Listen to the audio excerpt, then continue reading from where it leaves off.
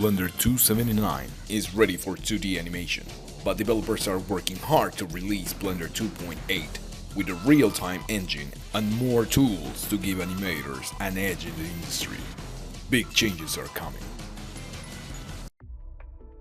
Hi, this is Pierre Schiller with part 3 of the grease pencil tool in Blender. The previous tutorial showed just a glimpse of what is possible on Blender 2.8, which is an upcoming version.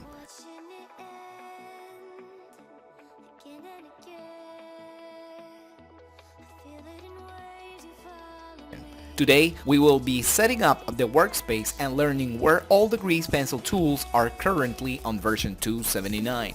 From there on, we will work on a small rig for the mouth of the character as well as the final composite for the intro you just saw. Along the way, we will learn about who is this character and what is his background story. So let's get started.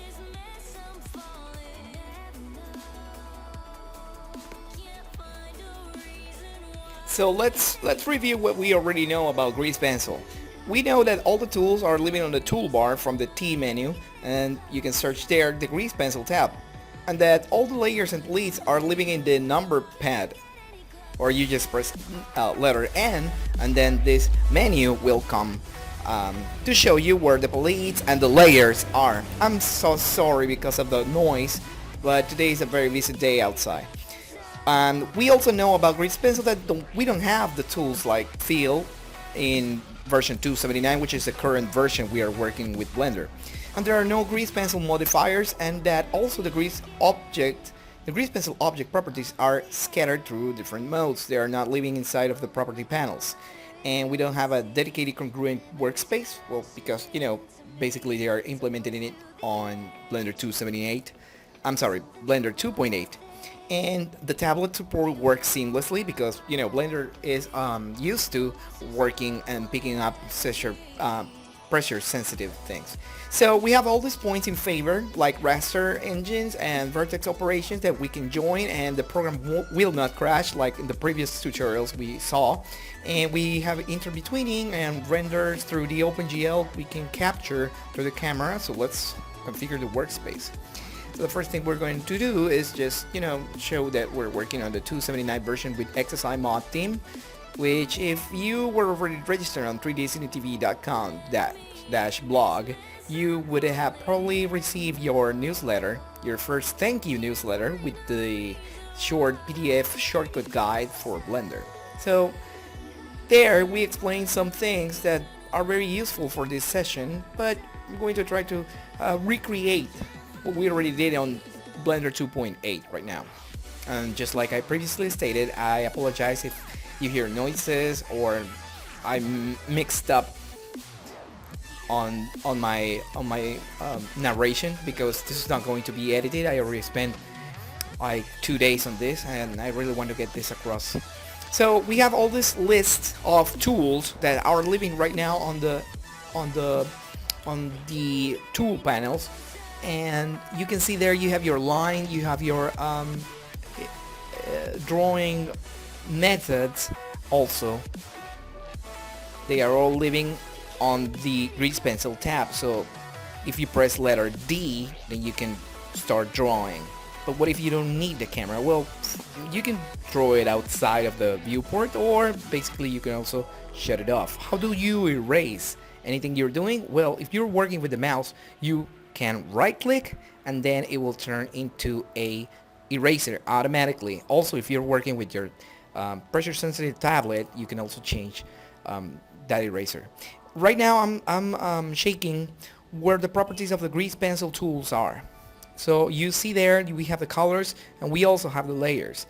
So if we want to create a new color palette for a character, we should probably name it accordingly. On the other side, on the tool panel, I'm going to create my anime pencil, which I will configure later. And so we also did configure our space to be anti-aliased and also transparent. So we're going to do a quick test if that is working. If you press F12 right now, you're going to render another render window, but what you should do is always render from the OpenGL viewport.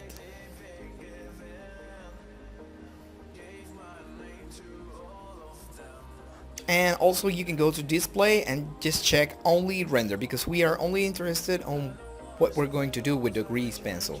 So if you render from the OGL view, you're going to still get the camera. That's not what we want. But on a positive fact, it's the thing that you can, the tablet which you are working with can pick up anything you draw at it, and it's a very useful thing, because you can do soft strokes or hard strokes. You can even refine them with the list that you are going to get from the tool panels. Everything you need is living right now under a tab. This is the grease pencil tab, and here you will find many options which will be implemented to make the workflow on 2.8 even better. But right now, just like I told you previously, they are scattered through different panels. So if you enter the edit mode, you will see that you have all your vertex points from any strokes, and right now if you press Ctrl X, you can delete a certain amount of vertex points between two selections. So if you select two vertex points and press Ctrl X, you can dissolve between them. This is useful for when you want to simplify even more at the level of vertex complexity. Okay, here on the user preferences, I'm just showing you where the colors for the vertices are. You can go there, select themes, and from the 3D view you can select grease pencil vertex points. This is why you see them in this color. Let me see if I can grab that window again. Sorry. There it is. Okay. And you also should save your user settings for anything you do up here. So we're just checking this, that everything is in order. Like release confirms is super important, because on Blender anything you do, it's like holding expecting another command, if you can say it that way. It won't release unless you release like any other application, but Blender works differently. So here we are also checking how many degrees we want the canvas, in this case the canvas, actually it's a 3D view in the front, locked in the front view, and how many degrees can it turn. Here it's the themes option colors for the grease pencil vertices, so you can switch the colors there and then save your user preferences. I'm not going to switch it, I'm just showing you where it is so you can feel comfortable customizing your Blender user interface. By the way, on 2.8 we're gonna get some of these colors deleted. They're going to delete a lot of those colors, so let's enjoy them while we can. Also this week was this announcement about Blender internal being gone from the official development, and also the game engine. Anyways, these are the sculpting tools which you can get access to whenever you are on grease pencil mode, and also pressing the letter E. If you press and hold letter E, you're going to get access to the form, or rather to sculpt in whatever mode you select. You see there the tab is title is Sculpt Strokes.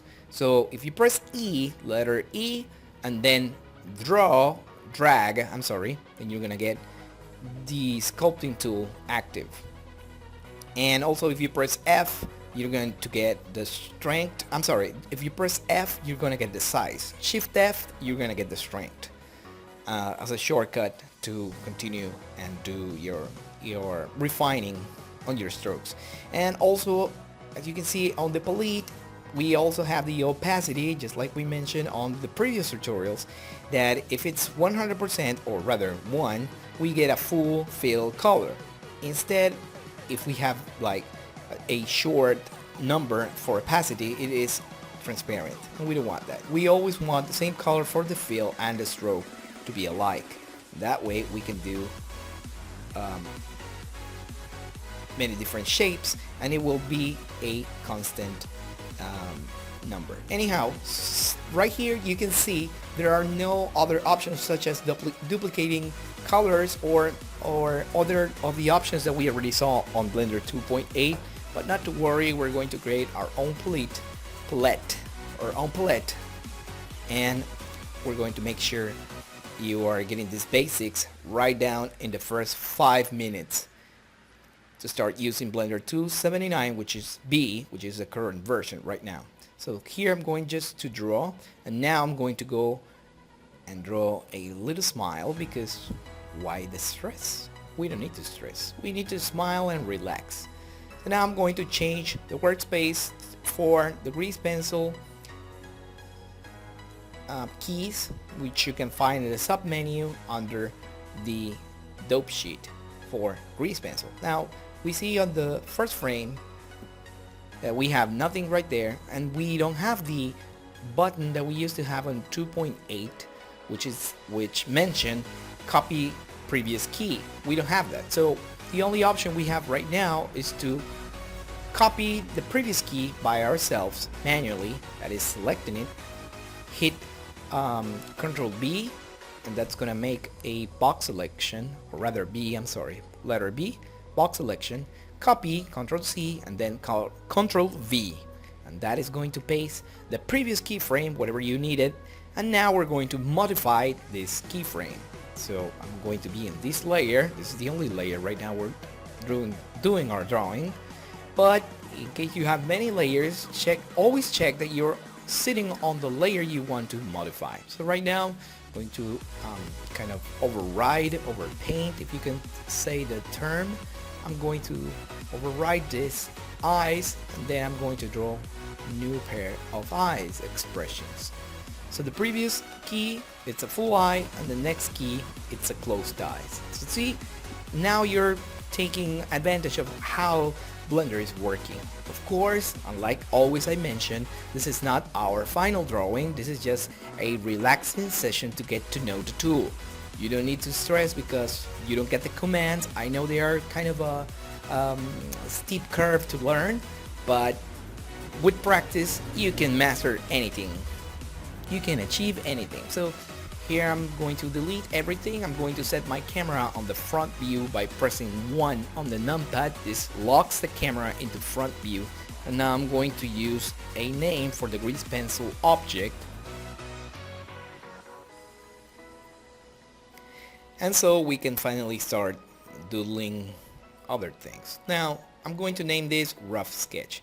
And to turn my canvas from one side to the other, I can press Shift and numpad 4 to make it go left, or Shift numpad 6 to make it go right. And the increments for your for rotating this, it's on the user preferences, just like you saw right there.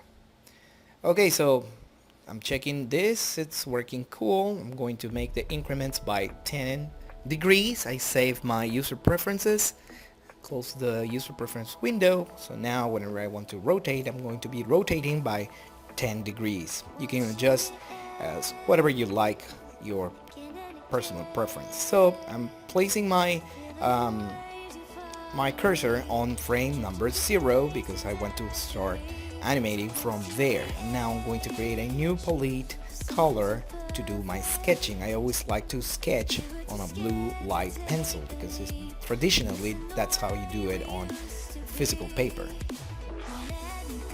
So once we have that, as you can see, there are no properties for the colors living on the property space, but you really need to set up your world color because this is the background color you will be seeing whenever you're drawing.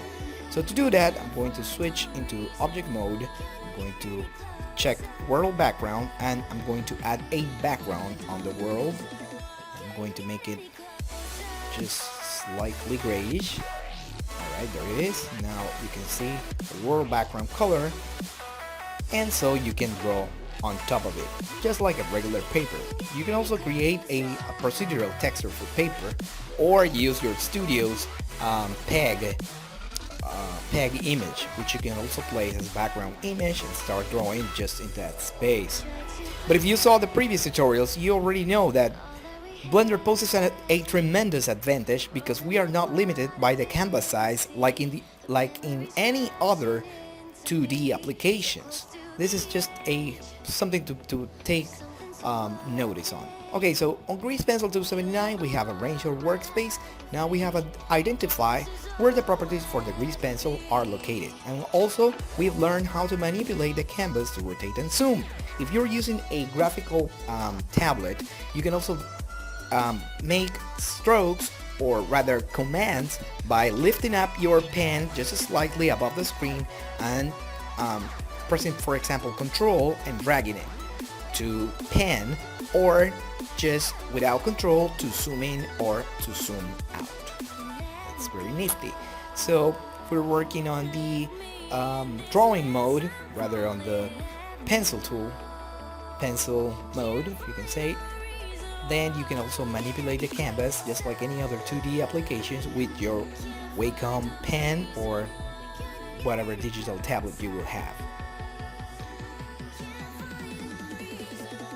Currently I'm working with an UG 19-inch tablet, which does not have any other roulette or circle command or keys to directly assign shortcut keys to create this even better, but I would assume that if you have one, then you can assign Blender some pretty useful shortcuts for that. And in that case, this tool becomes even more magnificent for the kind of work that you will do.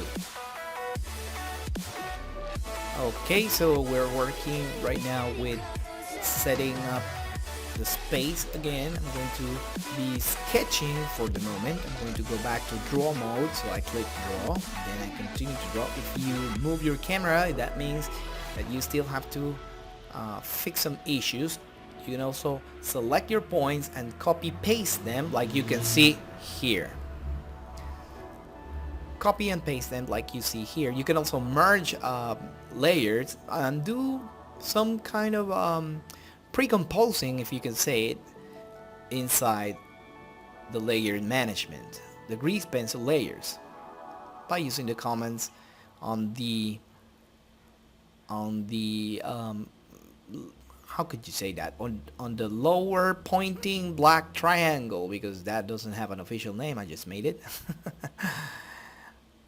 Right besides the layer name. Okay, so let's continue. Now I'm sketching, and just like I previously stated on the other tutorials, one of the key aspects that you work on Blender is that you have your lines really softened by the software. In this case, don't forget that every line is a vertex, so you can have very and many complex animation, many grease pencil object duplicated all over the scene, and the scene will be light, will be fast, will render accurately, will render marvelously, because you don't have that many things to calculate, because render is created to handle millions and millions of polygons. Right now, on the this week, I have been working on an Archivist pre-visualization with a steel frame for around, let's say, how many were those? Like 13 million polygons, and Blender handled them all well. And whenever you're drawing this kind of things, the vertex count gets really low, gets really on the average of, I don't know, let's say probably 15 megas or 20 megas.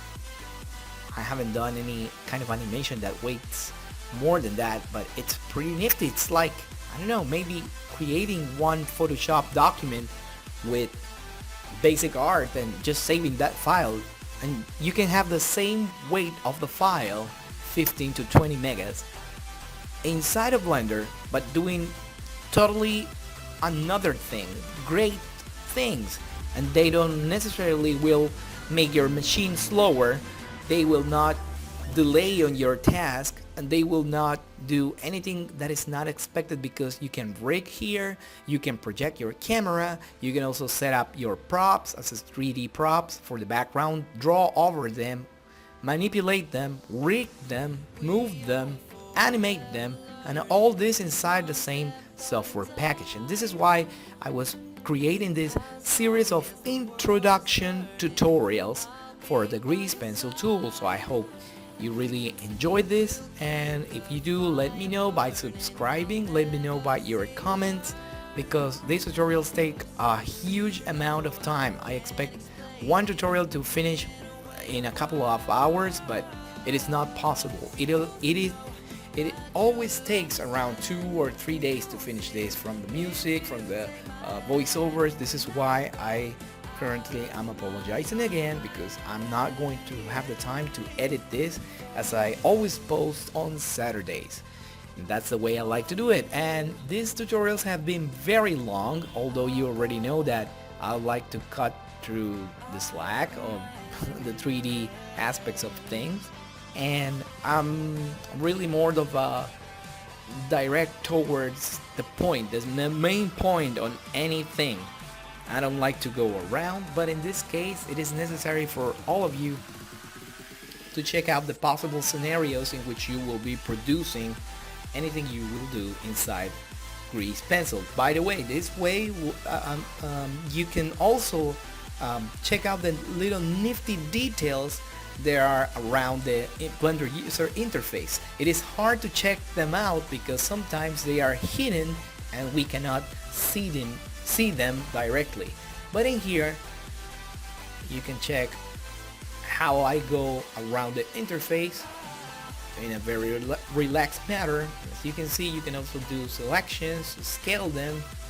One of the key aspects here is that you know your supra keys. What are supra keys? Well, supra keys in a nutshell are keys that are used all throughout Blender. It doesn't matter where you're standing, either on the timeline, either on the compositor, either on the, the 3D view. It doesn't matter.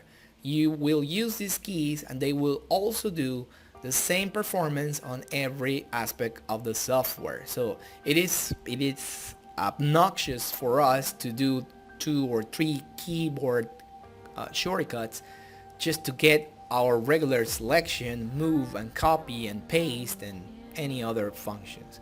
Well, right now I'm advancing through the design of the character, and right now the red lines are representing the highlights for the characters and the blue lines are representing the shadows. So whenever you finish your principal design on the character, you should also know that you can currently activate or hide the layers that will contain your shadows or your highlights. That way you can work knowing what will move on the next frame. So as you can see right now, my strokes are all unaligned, but now and finally we can come here on version 279, go to greasepencil, transform, select strokes and reproject the strokes on a plane, or rather an axis. So right now I'm going to select everything you see right here. I'm going to go to greasepencil, edit mode, there, edit mode. I'm going to go to greasepencil, transform, project, reproject strokes, and all this, what it does is to flatten down anything or everything you created and selected into one single plane. This is very useful if you're working with 2D images and you do not want your strokes to be projected all the way into depth space. So let's continue. Now you're going to, well, in this case I am lowering the opacity for the roughs. Right now my aim is to create a new layer, which is a cleanup layer where I am going to be drawing. So for that I need to create new things on the palette. Also, the palette gives you the advantage to switch on or switch off specific layers by using this eye right here. So if I select that and I press the eye, that's the only thing I'm going to be looking at whenever I reproduce my timeline. It's very useful. It's another way to do a quick hide and show for the layers. Okay, so I'm going to concentrate on the cleanup right now. I'm going to be animating on 3s. So that means every 3 frames I'm going to create a brand new frame. So right now I'm using the fill black palette. I'm creating the eyebrows because he's in a close-up shot, so we need to do the details on the eyebrows as well. And just like I was previously stating, anything you do on Blender regarding stylization, if the word exists, anything that has a style, a certain look on Blender, corresponds to the art direction of that project. In this case, any anime character will also have strict guidelines to be created. I'm going to be jumping between what I know, what the character is, and a certain style to recreate something sort of a Japanese look, because I really like that style. I really like the sharp lines, which is something that you should aim here on Blender 2.79. If you go to Blender 2.8, you will not have sharp lines just yet, because like I already told you, Blender 2.8 is still on development.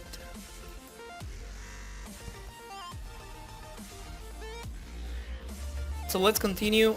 I will rotate the canvas. I really apologize for the cars outside. Like I told you, Saturday is a very busy day around here, so Sonda Kotonai. Anyhow, here are the lines, and I'm going to draw the hair. And I find it really useful that if you're an artist and you would like to rotate your canvas, you press Shift and numpad number 4. But you can also assign new shortcuts to that by customizing your shortcut user preferences. And that is also explained on the PDF guide. If you are interested in getting the PDF guide, please, I would recommend you to head over to 3dcinetv.com/blog and check out the short PDF guide for Blender shortcuts. You can see there are some nifty and awesome tricks you can do with Blender. They are documented here and there, but they are getting collected through this document that I've made throughout the years, because I learned Blender from last year till now, and I've been doing hair, been doing simulations, been doing I need to go to fractures, but for now I've been doing all these sort of things, modeling, sculpting. It's been really fun, and throughout the whole process I've been taking notes on what needs to be implemented into Blender. That's where the XSI mod theme came alive from, because I really noticed that there are some things around Blender that are redundant, that are misplaced, that are vaguely named, and some other things that should be addressed and that developers are addressing as we speak right now. Developers really take notes on whatever can enhance the UI, the user interface, for anyone that's trying out Blender, or rather who is a user of Blender. Blender is a magnificent software, but it lacks some of the things that I would really expect from a 21st century software for 3D animation. But taking in acquaintance that this is an open source project, taking in acquaintance that this software has been surviving between the industry for 20 plus years, taking in acquaintance that the code inside Blender, it's done in such a way that whoever would like to get into working or collaborating into the modules that the software have, and that you can really understand them and see them as a whole, makes this a whole lot of another game. It is a game changing for the industry to have such free open source tool that, configuring the right way, can lead you to very amazing results. And I can say that from a 18-year CGI experience. I've worked with Flame, with Nuke Stations, Lustry, I don't know, most of the top houses which have really dedicated hardware in doing this all, and I find Blender extremely awesome. It is obvious that if you want to migrate to 2.8, you're going to need to have a new graphic card which supports CUDA cores, or rather CL language, from version 3 upwards. And that is a necessary step because as I mentioned before, as I mentioned earlier, we state that it's a game changer for the industry, and you cannot go into the future if you are not ready to invest some of the tools, invest to some of the hardware specs needed to make that change happen.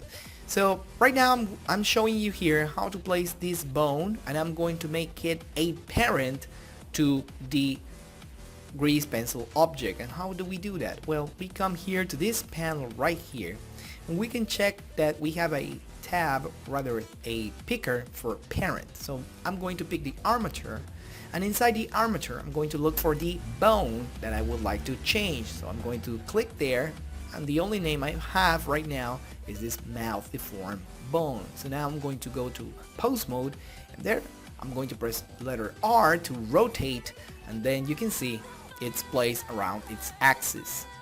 So this is what I need to do, because the general idea here will be to work and animate this bone whenever we need a short dialogue, and instead of doing, I don't know, 30 or some keyframes, maybe we just can get away by rigging a bone which will be deformed on time, on scaling, on the z-axis, up and down, so the mouth will speak. Let me show you what I mean.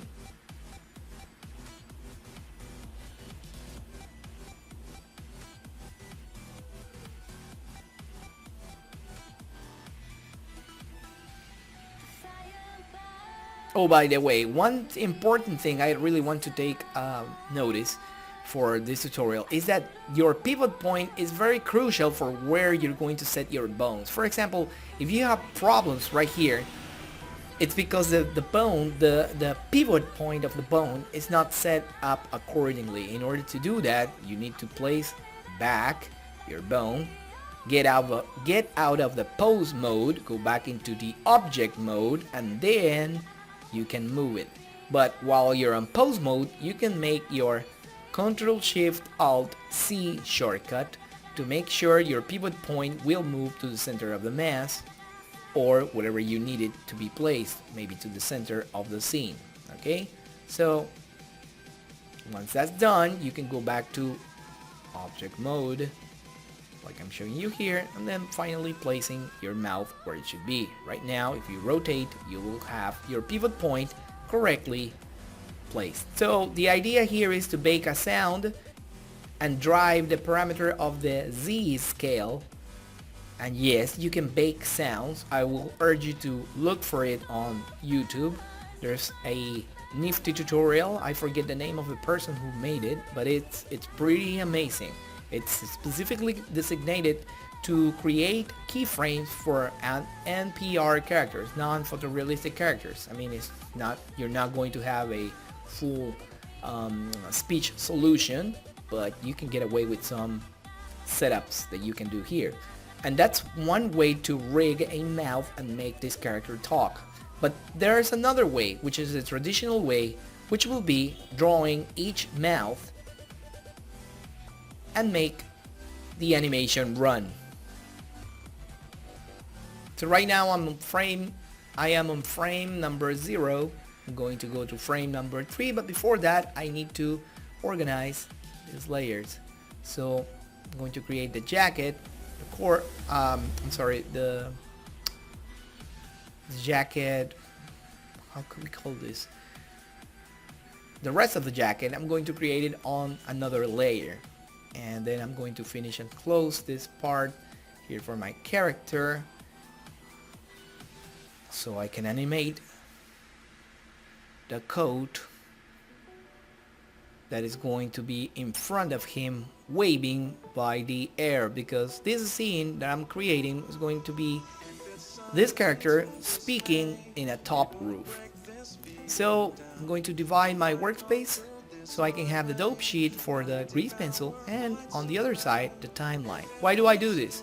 Because unfortunately the dope sheet does not control the start and end frames, nor it controls how many frames I want to jump from. That only happens on the timeline, and that's why I have to, bring the timeline here in the workspace. So I'm going to be working on the dope sheet to animate, but I'm going to be using the timeline to jump from the frames. This is going to be fixed on version 2.8, which timeline and dope sheet are going to be basically united. So I'm going to show you now how to use the onion skinning option. First, you're going to get to the onion skinning tab right here on grease pencil layer tab, with the option with onion skinning. And I'm going to set, I just moved the camera. In case you want to reset your view, press 1 for the front ortho view, and now you can keep on drawing. If this camera is getting in the way, you can always turn it off like I showed you previously. Anyways, I'm going to erase the current frame I am on, and automatically a keyframe is created, and I can see under the color green because I have before 3 frames before I have a drawing. So now I can start doing my onion skinning performance using the reference from the 3 previous keyframes, which are labeled in a green color. You can also change the color of how you would like your keyframes to be displayed while you're drawing. So right now you can see I'm following the natural flow of a wind. I'm not going to make in-betweens. This is going to be a rough pose-to-pose animation, because just like I told you, the objective here is that you can learn the tool, and I'm pretty sure you are more talented than I, so you can take huge advantage of this. Alright, I'm going to be drawing the hair lifting up by the wind on this keyframe, so probably I need to erase this line as well, make it a little bit farther from the original position. Maybe this would work. Yes, definitely. On the previous 2 tutorials, I realized that I created too many layers. I only did that because I wanted you to know that you can work comfortably if you have different objects on different layers. The way it is done on Japan is that you only do one single drawing for your entire animation for the entire frame. That means it doesn't matter how many objects you will have there, you only have one drawing on one layer, and that way you can control your shadows, and you can control your highlights, because everything is done in the same paper. That is how traditionally it is done by hand, by an artist. And digitally we could also go in that road, but I can seriously recommend that you will work your objects on separate layers, test if your animation is working well, and then if you get art direction approval, then you merge down your files. And just like any other Photoshop files, you do not keep the one with the many layers on Photoshop. You keep the one, or rather you make a final result of a artwork on Photoshop on one single layer, and that's your general JPEG or PNG image, which you will be posting on any of your social medias. And the idea is the exact same here. You have many layers, you can compose anything on many layers, but the final result should always be only one layer. And you can also flat down your layers here like you would do in any other 2D software.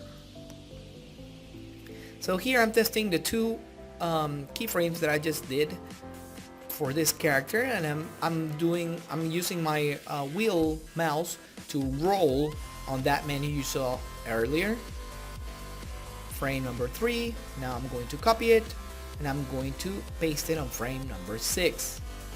Now that it's pasted, I can delete or manipulate or erase anything I like in order for me to continue creating more animation.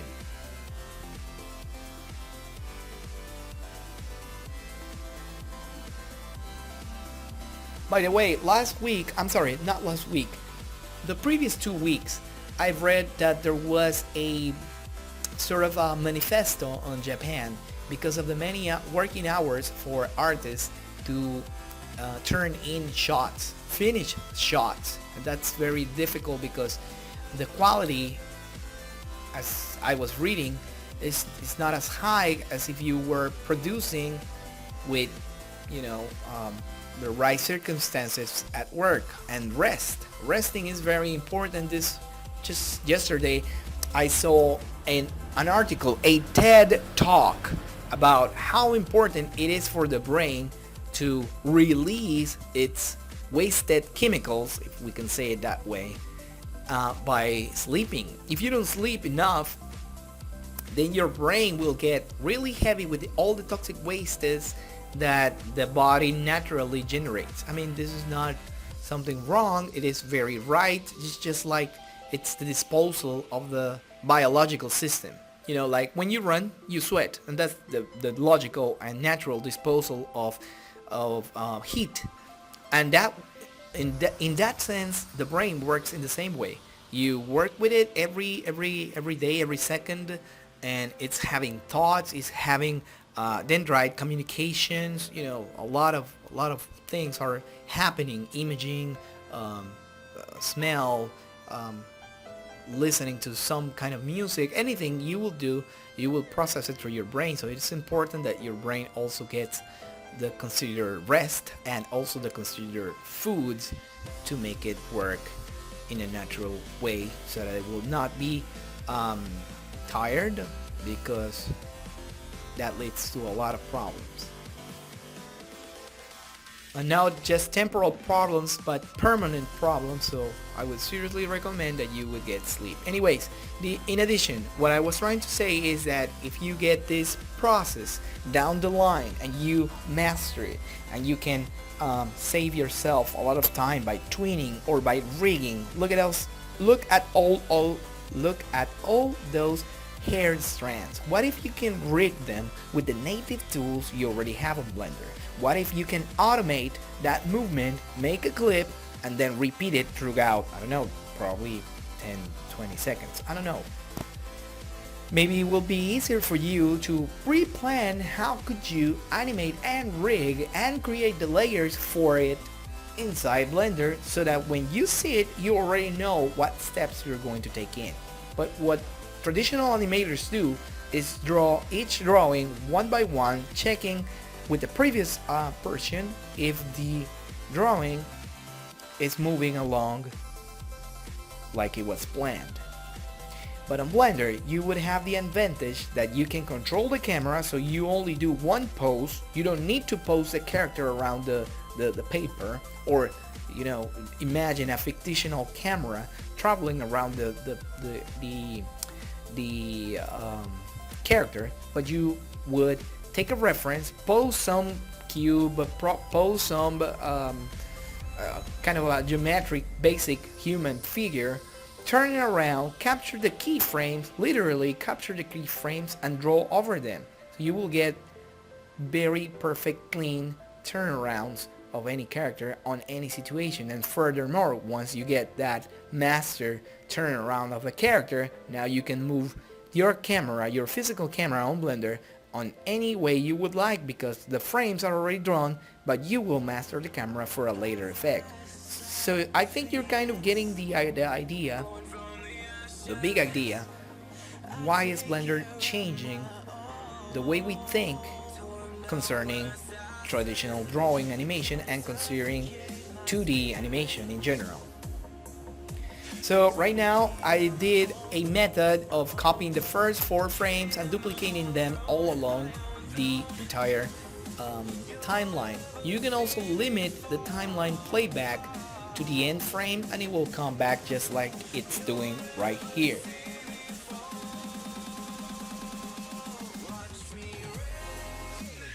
So we're checking everything is moving accordingly. And yes, it would look some sort of windy moment for the character.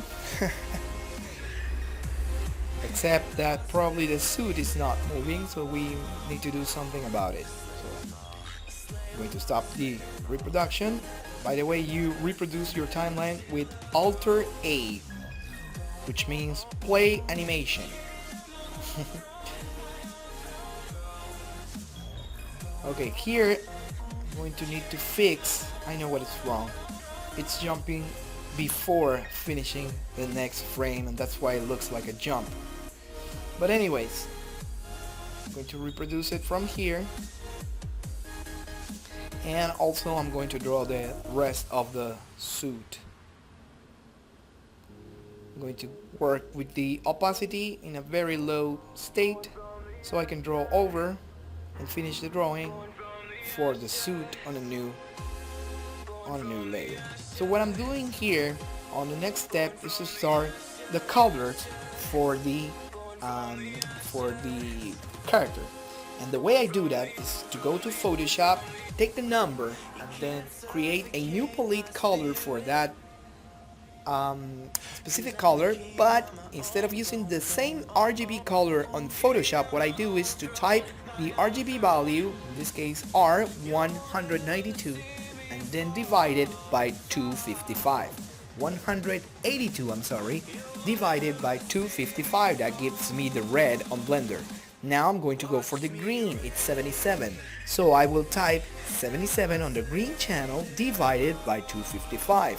That should get me the next number. And finally, I'm going to come to the B blue value, which is 45. Then I go back to Blender, and then on the blue channel, 45 divided by 255.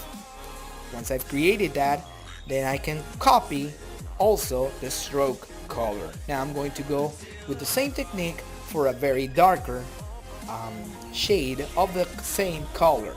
Now this palette, if you didn't know or if you didn't watch the previous tutorial, I already told you, you can search on Google for anime palettes. Anime palettes. That's where you can find many options. And these are already selected. You don't have to invent anything. They have already taken care of any color combination for the skin, the highlights, and the shadows. So you pretty much are safe taking their references directly and then applying them into your character designs. Color is key. Color is king, I could say. So here I'm creating the darker values. I'm sorry, the highlights, skin highlights. Save your work often, always save your work. And then I'm going to create a separated layer just for the skin, because the face of this character is going to be still all the time. Now, I'm just doing this so you can know where the tools are. Remember, this is not a final production animation. This is just a proof of concept, if you can say it that way. A proof of concept on how many things you can do using Blender. So right now we're on minute 48. Thank you very much if you're still here, if you're listening to this and you have not fallen asleep. I seriously thank you very much. This is going to be the last tutorial that is lasting this long, because just like I've already stated, I really like to do tutorials that go straight to the matter. I don't like to do tutorials that are taking this long and forces you to watch up until this point, but bear with us, bear with me rather. When I say us, I'm thinking about YouTube. Bear with YouTube and I because I didn't really want to do this, but it's the only way to get my channel back into track, just like I was doing before. I really love to do video tutorials, and I'm also planning for more series for training material, really useful. And there are many nifty tricks on Blender that I've discovered, and I have taken note on the side to prepare them for a special course I'm making, and that will also include the exercise mod theme. Hopefully it will be finished by then, and I'm planning to release that somewhere around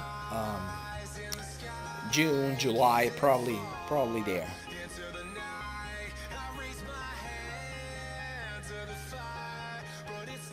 But right now, at the moment, we're doing this very careful since I'm working with a partner programmer and he knows his things around. And we also review what the advances from the developers are each week, so we do not create something that it will be deprecated on time. What we're doing right now is taking many key points on the user interface and summarizing them on one single place. That is going to help a lot of you who really don't know where to find your tools. They are hidden, they are messed up. And whenever we contact the developers for this, they have always told us that we should vote, that we should get another sort of suggestion site, and sometimes they really attend, if it's a bug, your necessities for the debug that you have published or reported. But on other aspects, if you're like, I don't know, let's make a user interface for a tablet use, they will not access to that quickly because it's not a priority. What the priority is to make the code really solid. So anyways, right now we're watching this character finally have color through its many layers, and I have the cleanup right here, the roughs right there, and I can see my basic colors for the hair are going to be created right now. For the highlights specifically, okay, I need to also move the highlights. One of the key aspects when you're doing anime characters is that everything on the character is already defined. The highlights are not arbitrary. There are only highlights for a certain amount of hair that looks in a certain way that cannot be reproduced or copied for another character. If you really pay attention for the next anime you're watching, like, I don't know, probably Darling in the Franxx, maybe Violet Evergarden, whatever of those animes you watch, you're going to see that the highlight aspects of their hairs are unique to the characters. And that's what makes this an artistic expression of who they are. And that's what I believe, because the individuality, the word exists, concerns every character in the aspect they are represented. I'm talking artistically here. But from a technical point of view, it is better if your highlights are defined, because on previous art design production, you decided that this character is going to take a certain amount of time to be drawn with its highlights or hair shadows in a certain way, and you cannot go past that time. I mean, you cannot draw Goku or any of his friends more than, I don't know, let's say 15 minutes for him. 15 minutes in a real production environment. It's like this really basic character. It cannot have that many layers of hair highlights like in Violet Evergreen, which, by the way, I think is the most epic anime from this year up until this point. I don't know about probably May or July, I don't know, but up until this point, it's a very artistic, fully grounded story, and it's a recommended watch from me. Okay, let's continue. So now we're working on the shadow for the suit. We are around the minute 55 minutes. And we have defined our palette, and right now I'm finishing up the suit so that it could move just like the other palette. Just like the other side along with the wind. And also I'm going to make a couple of highlights here because it looks kind of flatty.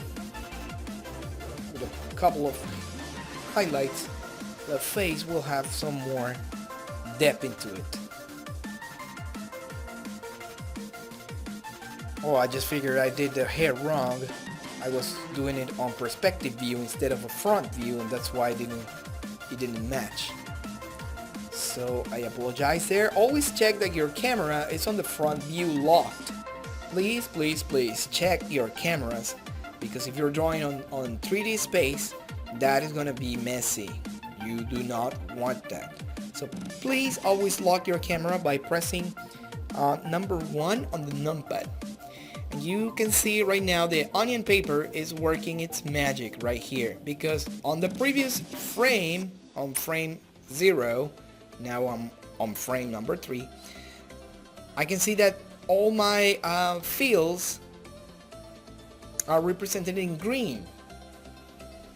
Also, what you're seeing there, the overlay that you're seeing there on the green, is represented by the strokes I did to overlay, literally, the previous field. So try that your fields are somewhat logical of what you're feeling, because if you take notice, if you watch them on edit mode, you will also see how they are filled. You can see right here I have 3 blocks of hair. Block number 1, cool. Block number 2, cool. Finally, let's refine this. There you go. Block number 3, which will start somewhere around there. So try to manage your animations, your techniques, your filling techniques with this. On Blender 2.8 you will not have this problem, because you literally have a fill tool which you can double press, and then it will fill up until the limits of the previous layers, or the layer above, with whatever it detects as a limit.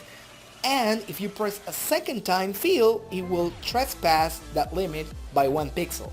So I know that you have experience with working with fills, and they feel not really organic, because they leave these, they tend to leave this outline, this shaded outline around the fill line. Well, that's not a problem on Clip Paint Studio, because it is designed to find that kind of gaps and close it automatically. Blender does the same thing, except that you have to push the fill tool twice on the same area, and it will fill naturally. But right now on Blender 279 we don't have that advantage. But I'm just showing you this because Blender 279B is the current version we have, or C, is it C? No, B. It's the current version that we have, and this is how you do it now. In case you don't have the patience to wait until October of this year, in which the version 2.8 first release candidate of Blender will be released, in case you don't have the patience for that time, then you can start doing animation now. So I'm working on the eyes, the eyebrows right here. The eyebrows could have also more depth into it, as it is a very important part of this character in particular. But I chose just to go with flat colors and just to work with the eyes. Also, the eyes are very unique to any character on the anime world. But right now I'm just doing this as any other quickly drawn character. Now, who is this character? Where did it come from? What's the inspiration behind it? Well, at first I tried to reference any living person so that I can say, you know, this trait might be looking interesting here, and that trait over there could, you know, make this character somewhat relatable to people. But in reality, this character, it's a very old character, and that's why you see this classy look from animes in the 80s. This is the classic anime from the 80s, and I'm going to make a short composition once we get to After Effects to tell you how this character fits into that kind of world, that kind of that kind of 80s style for anime. Well, the story of this character started way back in 1992. I was reading about what we now know as nanometrics. It was a very revolutionary concept at the time, and if you think about it, we didn't even have cell phones like we have now with cameras, video, recording. I mean, nothing of that existed. So I picked up this book on the local library about nanometrics, and it was a very interesting subject. And I said to myself, well, how can I write a story, an interesting story, so that the world, or rather the people who will surround me, will like to read this kind of story? I mean, what could be the approach? What could be the edge for this story? So I started to read nanometrics. I got very interested, and I had to wait, like, I don't know, 1999 to 2000, I'm sorry, 92 to 99, 7 years, 8 years to 2000, 2018, 8 plus 18, 20, 26 years. And I thought, how would a character from that era look now? So that was my picture reference. I don't know if I'm gonna get banned, like, that's not my content, but you surely know that actor. If you don't know, probably should watch more movies.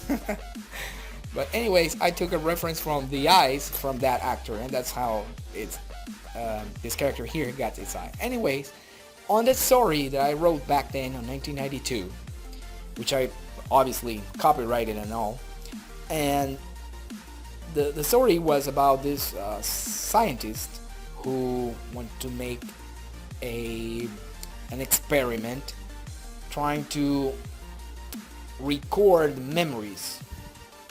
I know there was a movie called The Landmower Man, which a kind of a similar approach, but instead my character focused on society.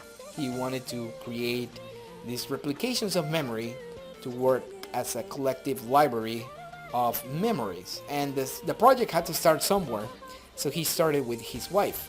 The problem is, like you could have probably guessed it, it didn't go right, and his wife dies before the total experiment is finished. And on the partial memory that he got from the experiments pushed him to bring back his memories from his wife, and thus completing the experiment with him. But what this brings forth is an untouched area of the soul, and that's where the plot goes around for this series of mine, which I had and I have not developed, but the characters stayed, and that's where internet came in, and I started to research more about it, and the internet opened a whole lot of new possibilities into communication. I mean, it was pretty amazing to have written something so wild back then and then see it come alive in 26 years. I mean, I practically read that long time ago, and then it finally became real, and it's getting even more practical for any other aspects in society, like to have our memories somehow scanned. I don't know if you've read, probably you have read, and there is this experiment going on with mice in which the mice are getting incrustated memories from other mice. Totally wild. But anyways, I know this has very deep implications, which I'm not going to cover, as this is a tutorial for grease pencil only. I mean, what do we care about the brain for now? But if you would like to make any comments, you surely can write it down here below and subscribe to the list. Anyhow, let's check this, how we're doing on this character. So right now the character is finished. I already played back everything we need, so now we're going to export it, and for that we need to do a short test. So I'm going to, no, I'm sorry, not export it just yet. We're going to move or animate and see how the animation is looked through the dope sheet on this project. So I'm going to take the mouth. I already have it parented to the grease pencil object. And right now I'm going to be scaling it up and down. So I'm going to find it on the dope sheet. So I'm going to go over to the numpad, hover scale. That means that you place your mouse over and do not touch anything over scale. Then just press I. Automatically it will insert. I is for insert a keyframe. And I have two positions now. A frame placed on frame number, I think it was 19. And then I'm going to create the keyframes in a constant manner, so it will not have an ease in or ease out from key to key, but rather it will make a jump cut or a quick cut from pose to pose. And this is what we want, because we don't want to see that automatic nasty style of animation when the computer does the generating cells or keys for you. It looks fake. And our stylized approach is to scale the object, in this case the bone, because you can also rig this with objects, not only with bones, but with objects, and it will inherit anything you do there. Right now I'm just parenting, but I can also weight paint on those bones, such as that you can move your entire character as if it was a puppet. If you know After Effects, you have the puppet tool there, and you have Toon Boom, which also have puppet tools. In Blender we have Koa tools, and basically what they do is taking your plane. If you have hand drawn anything, you take this in to the Koa tools, and the Koa tool will triangulate everything you will want to rig, and with that being done, you can then weight paint for each influence of the bones. So right now what I'm doing here is to prepare the dope sheet, because I want this character to have a blink somewhere around frame 39 and 40. So what I'm going to do is to duplicate the entire character, and now I'm going to delete specifically the areas on the layer of the eyes, and then on the eyes layer I'm going to be drawing over. So that's how I create a new keyframe. So right now I'm seeing the green color on the back of the eyes, because that is the onion skin working through. And you can see right there the purple line hair is also working through. But right now I'm going to get focused on the eyes.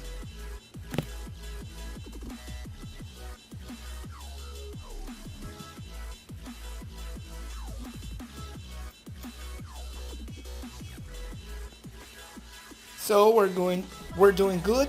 We're advancing on this. Now let's check back and forth what is going on with the highlights, with the hair, with the eyes. And what I am missing here is probably deforming the eyebrows. So what I'm going to do is go into the grease pencil mode, and then I'm going to press the letter E. I'm going to arrange the radius and the strength for the sculpting tool. I'm going to press E, and then I'm going to manipulate that keyframe, but I need to be on the eyes layer. That's why you didn't see any changes. So I'm adjusting here the strength. It's working. I just want a subtle movement of the eyebrows. Yeah, there it is. Now let's fix the line, which should be on the cleanup layer. So I'm doing the same purpose. By the way, if you want any of the layers to be affected, you can lock them. You can block them. There's a lock icon there that you can select, and none of the behind layers will get affected.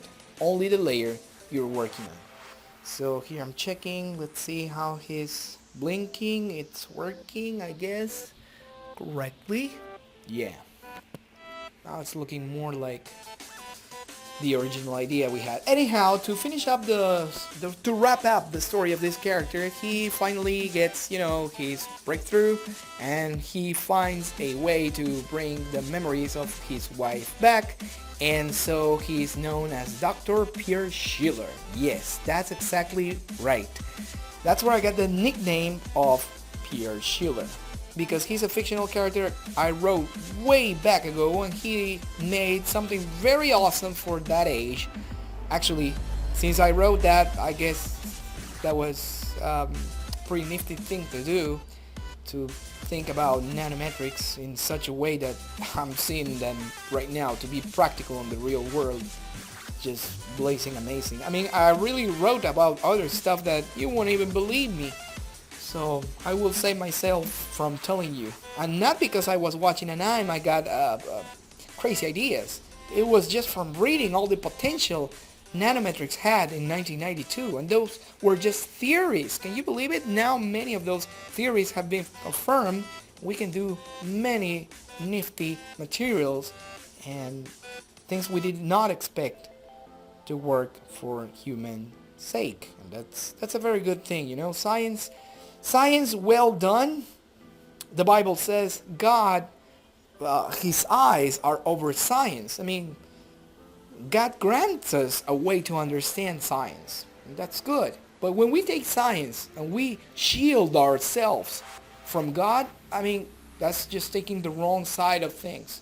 It's like money. Money is not bad by itself, but if you take the money and start doing bad things with it, it's obviously not going to do any good.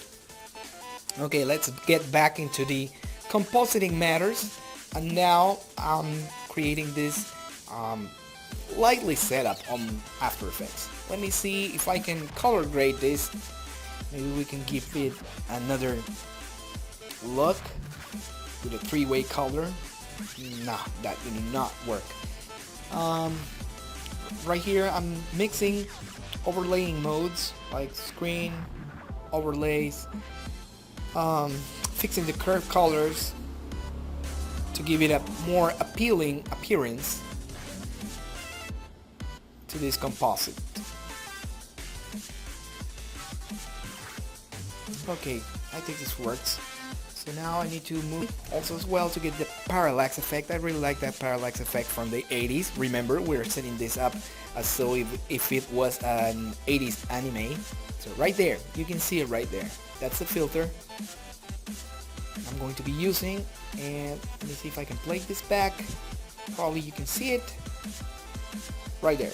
It's totally like He-Man kind of thing. Look at that. It's so 80s G.I. Joe thing. And if you can work it some more, you can even go as far as making it have a look for VHS tape or color aberration or even interfering lines, static interfering lines. But I just wanted to show you what style I was going after, so it totally fits its purpose. So Blender can do an anime, as you can see right here, but my personal approach will be different. My personal approach will explore other key concepts in color for a more modern look. Let me try this one out. Yeah, some sort of detective doctor who wants to know why Blender 2.8 is developing so fast. I mean, he really wants to know what is the core power of Blender 2.8, and probably he's analyzing some data. Yeah, that sounds a very edgy story. Dr. Pierre Schiller wants to know when Blender 2.8 will be ready, so let's try that story here. So yes, he's watching a holographic screen. Now looks more integrated into the drawing. But if you can see, the lines are very huge. The lines are very big. Also, one thing to consider when you're creating an anime, it's to soften your lines or to make them how do you call this? Soft blur with the environment. You do not have lines that thick on an anime, and much less worse on a close-up shot. You don't. But you can correct that.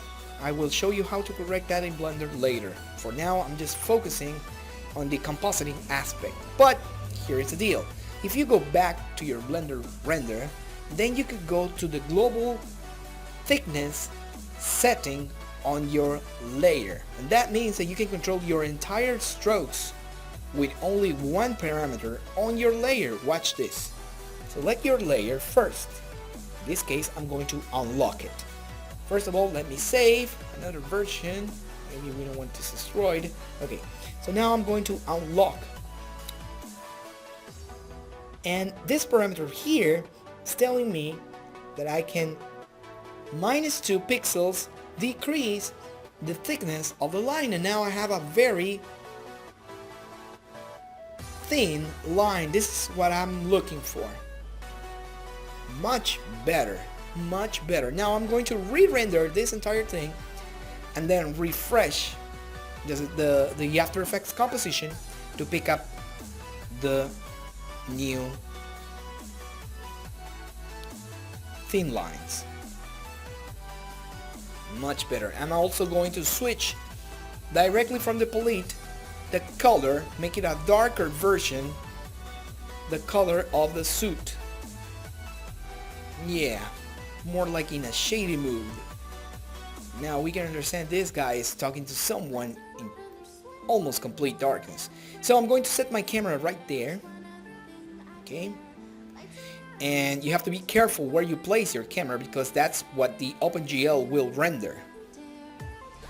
If you are not in camera view, you are only rendering through the viewport. Make sure where you place your composition, because it's different if you render from the camera than if you render from the viewport. In either case, OpenGL render will render your image sequence.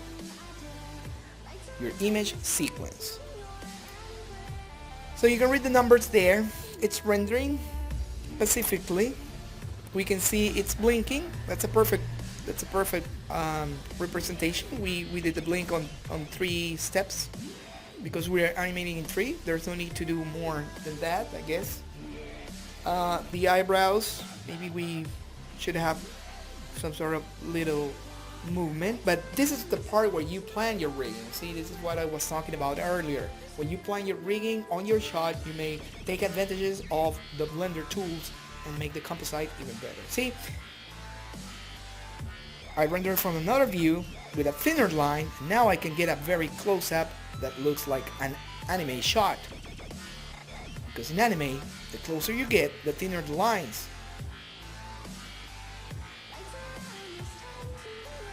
Yeah, I guess this is working. Alright. You can see the shadows on his eyes are back. Now we're seeing not only a plain eye, but an eye with depth, if that's to be understandable.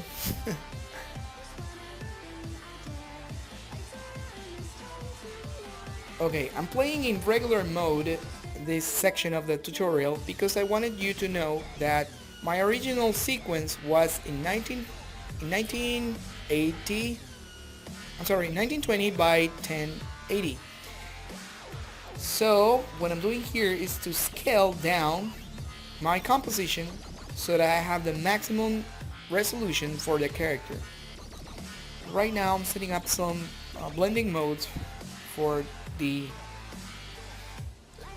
character so we can feel he's somehow between shadows and lights.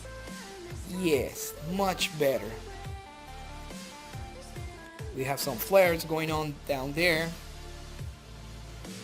and we are also going to repurpose whatever he's doing into presenting Blender, which of course it is the entire objective of this tutorial. So as you can see, Blender 279 is already packed with lots of goodies, stable release, many features that you can take advantage now. But on the previous 2 tutorials, I showed you what are the tools that are coming for Blender version 2.8, which are even better. And if you can take a composition like this to create any anime you would want on your production pipeline, and this tool, this amazing tool, happens to be an open source alternative, free of charge, free of cost, free forever, like they say.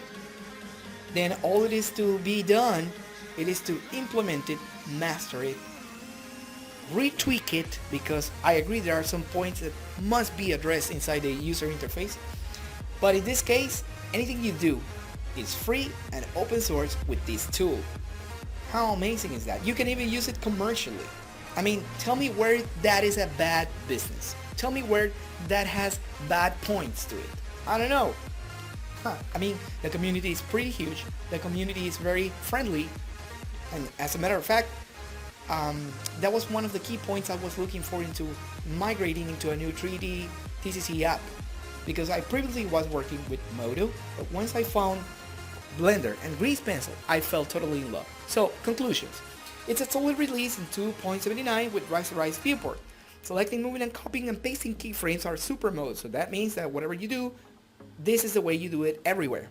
And also, we have a render from OpenGL viewport, which works with the camera view, including animation. That means if you animate your camera, it will also be rendered that way. So you just make sure you place your camera on camera view, your viewport, on camera view, just like I showed you on part 2. So finally, we're expecting that Eevee will work with greasepencil on version 2.8, including their deformers and their modifiers. That's, their effects and modifiers. Yes. A previous training of 1 week is recommended to get used to the hotkeys or to create the artist self hotkeys. I would really recommend you to take all this tutorial, review it truthfully, work with your own keys until you get accustomed to your workflow and your workspace. Natron, as I showed in the previous tutorial, is a free open source compositing software. You can also use Blender's compositing abilities, but I would strongly recommend that you will go for Natron, as this tool is an ongoing process of rebuilding itself by the community. It's also an open source choice, and I really would like to recommend you prismpipeline.com. And the developer is Richard Frankenberg. He is an amazing artist. Check out his site at prismpipeline.com, and check out his tutorials. That is really going to be a nifty way to produce inside of Blender, because right now his software, which is also an open source initiative, needs to be backed up. So I really urge you to visit this guy and propagate whatever he's posting online, because this software is really outstanding. And also support him by backing him up by buying a cup of coffee or a donation. I don't know, whatever you feel from your heart, take it to this guy, because he knows what he's doing. I mean, this is really high level standard production of doing things. Amazing. I can even compare it to Shotgun. It even has a plugin to plug in into Shotgun from your DCC app. So anyways, this is all. Thank you very much for all these 3 parts. Don't forget to visit my blog, subscribe, and get to the Gumroad to get the files. Thank you.